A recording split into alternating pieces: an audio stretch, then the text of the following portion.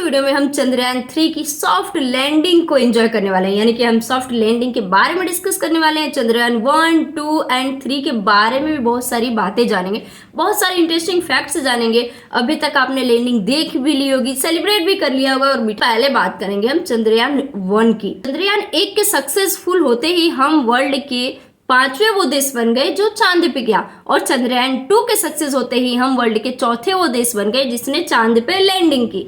लेकिन चंद्रयान 3 के सक्सेस होते ही हम वर्ल्ड के 4थे वो देश बन गए जिसने चांद पे सॉफ्ट लैंडिंग की। यानी 3 मिशन, 3 अलग अलग चीजें। चंद्रयान 1 में वो लैंडिंग मिशन नहीं था, वो इम्पैक्ट मिशन था, जिसको हम आगे समझेंगे। इम्पैक्ट मिशन का मतलब होता है कि आप चांद पे उतरते नहीं हो, जो भी चीजें होती हैं उसके ऑर्बिट में घूम के होती है। दूसरा जो चंद्रयान 2 था वो लैंडिंग था, लेकिन वो चांद पे उतरते ही क्रैश कर गया किसी रीजन से, इसलिए वो सॉफ्ट लैंडिंग नहीं कहलाता है। सॉफ्ट लैंडिंग का मतलब होता है कि आप चांद पे सुरक्षित उतरे और आपको जो काम है आपके रोबोट ने किया, आपके स्पेसक्राफ्ट ने किया। तीसरा जो चंद्रयान 3 जो हमारा लॉन्च हुआ जिसने सॉफ्ट लैंडिंग की, दैट मीन्स कि वो वहां पे पहुंचा, सुरक्षित पहुंचा और उसने सॉफ्ट लैंडिंग की।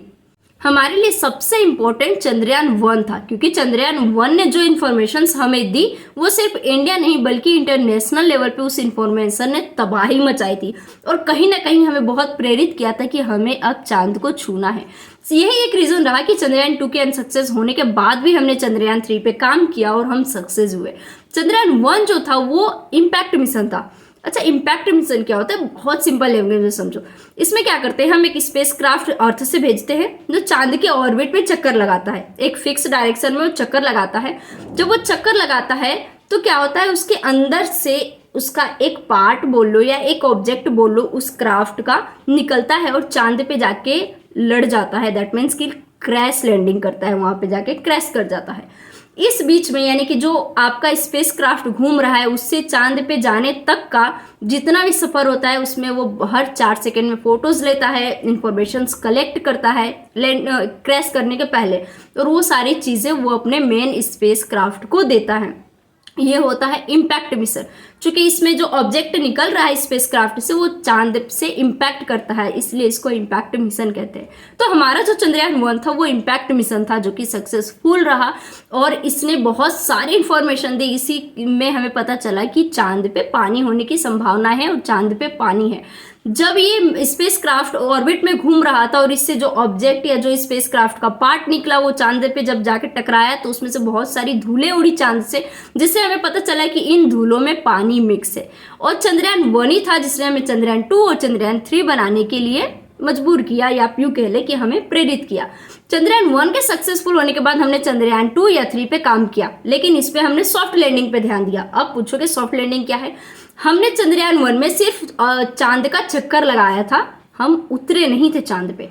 हमने चंद्रयान 2 में और चंद्रयान 3 में ये रखा कि हमें चांद पे उतरना है और वहां पे उतर के हमें और रिसर्च करनी है। दैट मीन्स कि हमें सॉफ्ट लैंडिंग करनी है। चंद्रयान 2 में सॉफ्ट लैंडिंग नहीं हुई थी, हमारा जो स्पेस क्राफ्ट है उसका जो विक्रम था वो क्रैश कर गया था। लेकिन चंद्रयान 3 में सॉफ्ट लैंडिंग हुई है। अब सॉफ्ट लैंडिंग का कॉन्सेप्ट क्या है कि आपने वहां पे एक स्पेस क्राफ्ट उतारा। जो इस बार स्पेस क्राफ्ट उतरा है उसका वजन 1000 या 2000 समथिंग केजी का है, समझ रहे हो? तो वो पूरे चांद पे ऐसे चक्कर लगा के आपको इन्फॉर्मेशन नहीं दे सकता क्योंकि वो बहुत हेवी हो जाता है। तो इसलिए हम उसके अंदर छोटे रोबोट्स रखते हैं। जो छोटे रोबोट्स में छोटे छोटे पहिए लगे रहते हैं और वो स्पेस क्राफ्ट से उतरता है और जाके पूरे चांद पे घूमेगा, जहां जहां उसको चक्कर मारना है मारेगा और वहां से जो इन्फॉर्मेशन कलेक्ट करेगा वो हमें देगा। इस छोटे रोबोट्स को प्रज्ञान कहा गया है, जो कि चंद्रयान 2 में भी यही नाम था, चंद्रयान 3 में भी यही नाम है। प्रज्ञान चांद पे जाएगा, चांद से इंफॉर्मेशन लेगा, फोटोज लेगा और जो सारी इंफॉर्मेशन लेगा वो मेन इसके स्पेसक्राफ्ट को भेजेगा, फिर हमारे तक पहुंचेगी। अच्छा, चंद्रयान 2 में क्या हुआ था कि हमने जो हमारा विक्रम था उसको जब हम लैंड करा रहे थे तो हमने 500 बाय 500 का स्पेस रखा था चांद पे कि इतने में ही लैंड करना है। लेकिन वो गलती थी शायद हमारी, इसलिए उस गलती को सुधारते हुए इस बार साइंटिस्ट ने उससे 40 गुना ज्यादा का स्पेस रखा है विक्रम के लिए, यानी कि चंद्रयान 3 के लिए, कि वो जितना चाहे जैसे जगह पे चाहे आराम से लैंड कर पाए ताकि इसे क्रैश होने के चांसेस कम होंगे। फ्यूल भी इस बार बहुत ज़्यादा दिया गया है ताकि वो आराम से घूम पाए और घूम के देख पाए कि उसे कहाँ लैंड करना है। इसके साथ ही इस बार बहुत वो बेसिक चीज़ें जो पिछली बार जैसे कि नासा के साइंटिस्ट ने कहा था कि शायद उसके सॉफ्टवेयर में और इंजन में थोड़ी ग्लिच थी, इस सारी ग्लिच को इस बार सुधार के भेजा गया था, इसीलिए तो हम इतने कॉन्फिडेंट थे कि हाँ हम उतरेंगे। रसिया का आपने देखा ही लूना 25 नहीं जा पाया, अनसक्सेसफुल हो गया।